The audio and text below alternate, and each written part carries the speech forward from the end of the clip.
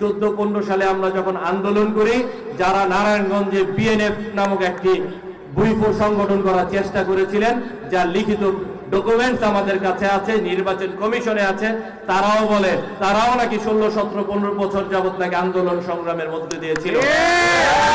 একটা কথা মনে রাখবেন, খালি বলছি বাজে বেশি। যারা খালি তারা বিভিন্ন সময় ত্যাগের গল্প শোনাবে।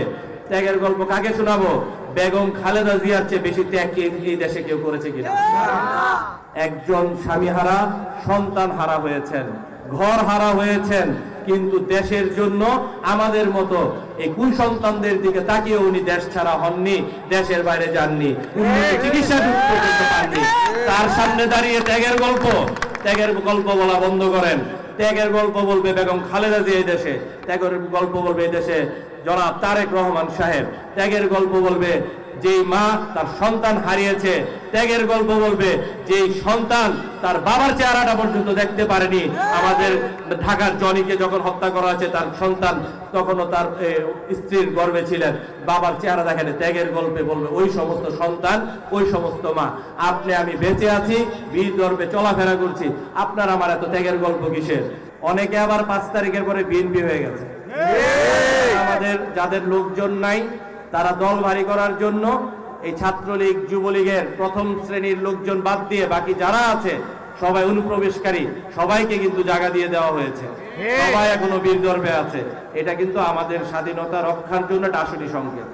সবাইকে সচেতন থাকতে হবে। এই ধরনের অনুপ্রবেশকারীদের বিরুদ্ধে কঠোর হস্তে তাদের দমন করতে হবে।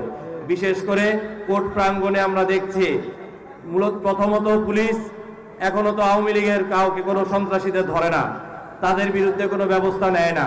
তারপরে বিভিন্ন চাপে পড়ে 2-1 যাও ধরে, আমাদের দালাল শ্রেণীর কিছু আইনজীবী আছে, তাদের জামিন করানোর জন্য তারা ব্যস্ত। তাদের কাছ থেকেও সাবধান থাকতে হবে।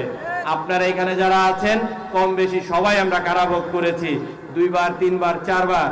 আমাদের অনেকের ঈদও আমরা জেলখানার ভিতরে করেছি। এটা ছাত্র দলের প্রথম প্রতিষ্ঠা বার্ষিকী করছি, স্বাধীনভাবে আমরা করছি, কিন্তু এরপরেও কিন্তু আমি বলবো আমরা স্বাধীন না। দেখেন, প্রতিটা ধর্মের কিন্তু একটা ধর্মগ্রন্থ থাকে না? যারা যেই ধর্মে, তারা কিন্তু সেই গ্রন্থটাই ফলো করে। প্রতিটা সংগঠনের, প্রতিটা দলের সংবিধান আছে। আমাদের উচিত এই সংগঠনের সংবিধানটা ফলো করা। আমাদের সর্বোচ্চ নেতা জনাব তারেক রহমান সাহেব বারবার আমাদের সাবধান করছে, কিন্তু আমরা সাবধান হচ্ছি না।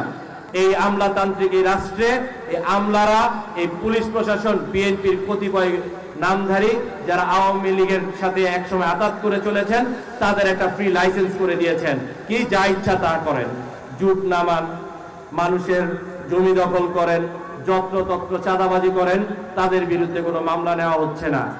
যেখানে আমাদের দেশ নায়ক তারেক রহমান, তাদেরকে বহিষ্কার করা থেকে শুরু করে তাদেরকে বিভিন্নভাবে তিরস্কারও করা হচ্ছে, কিন্তু প্রশাসন কিন্তু নিশ্চুপ এবং তাদের একটা গ্রিন সিগন্যাল দিয়ে রেখেছে।